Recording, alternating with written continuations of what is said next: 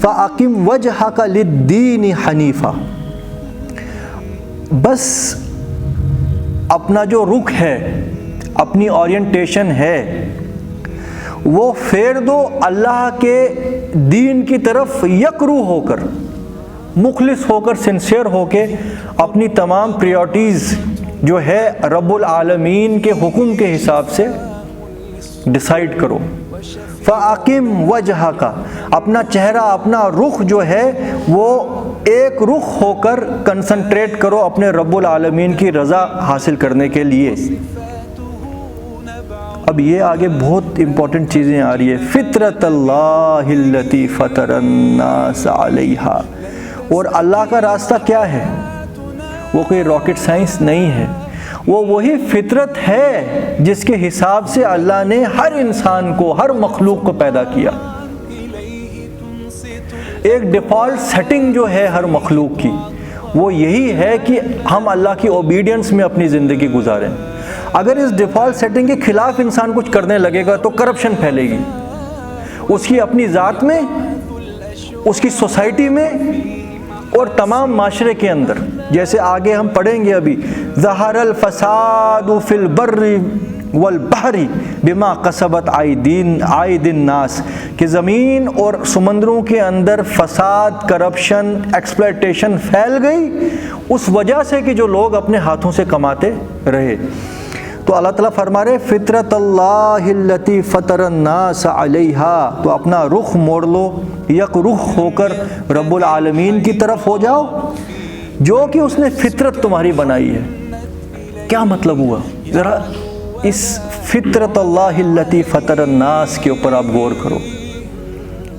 جس ڈائی کے اندر، جس اورینٹیشن کے اندر اللہ سبحانہ و تعالیٰ نے ہر انسان کو پیدا کیا،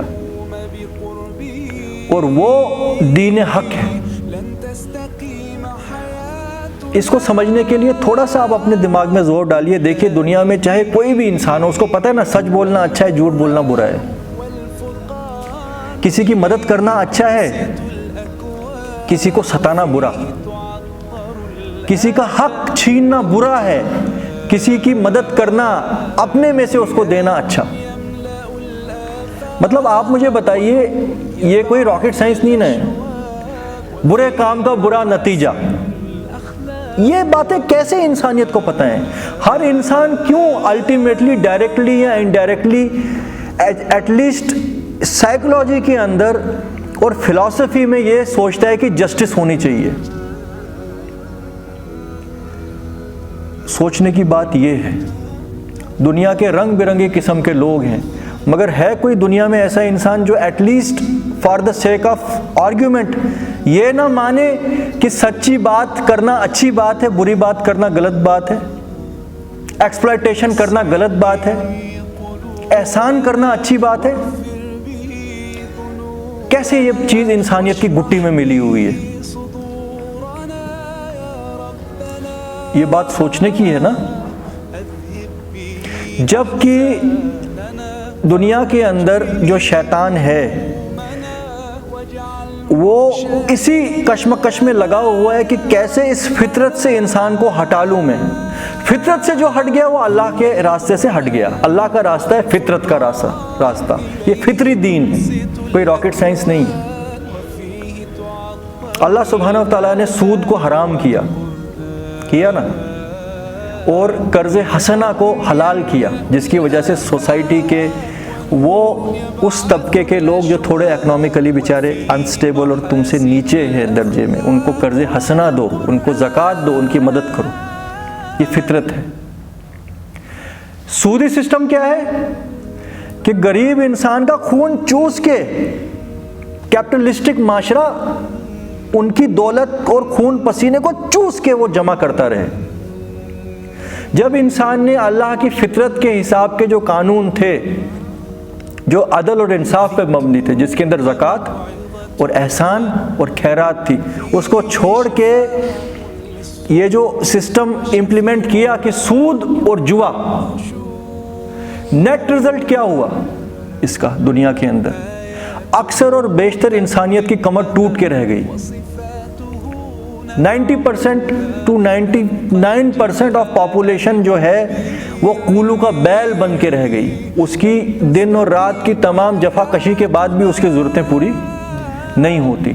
تو لہٰذا وہ ایک کولو کے بیل کی طرح دن رات لگا ہوا ہے ہل جوتنے میں. شام کو کچھ کھانے کو بیل کو بھی دیتے ہیں تو تمہیں بھی کیپٹلسٹک سسٹم والے کچھ نہ کچھ دے دیتے ہیں. بہرحال اگر نہیں دیں گے تو تم مر جاؤ گے تو کل کون غلامی کرے گا. یہ ہے فطرت کے خلاف. اور فطرت کے خلاف چاہے تمہارا اکنامیکل سسٹم جائے وہ کرپشن کی طرف جائے گا, ایکسپلوٹیشن کی طرف جائے گا, ڈسٹرکشن کی طرف جائے گا. آج اکثر اور بیشتر انسانیت غربت کے اندر جکڑی ہوئی ہے. علاج کرنے کے لیے ان کی ذمہ داریاں نہیں بیچاروں کی اپنی پوری ہو رہی ہیں. اس کے باوجود کی کمر توڑ محنت چل رہی ہے.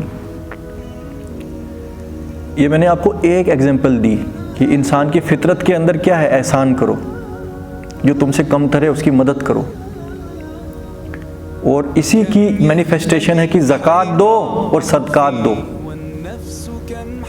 اس کا انورس کیا ہے کہ لوگ مظلوم ہیں, وہ مجبور ہیں, تو ان کو قرض دو.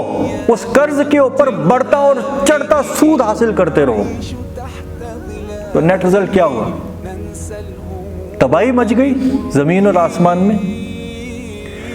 اللہ تعالیٰ نے قانون بنایا اور فطرت کے اندر رکھا. ایک مرد اور عورت جب شادی کرتے ہیں وہ پاک بندھن میں بنتے ہیں, اس سے انسانیت کی نسل ایک پاکیزگی کے ساتھ دنیا میں آگے بڑھتی ہے. شیطان نے کیا چال چلی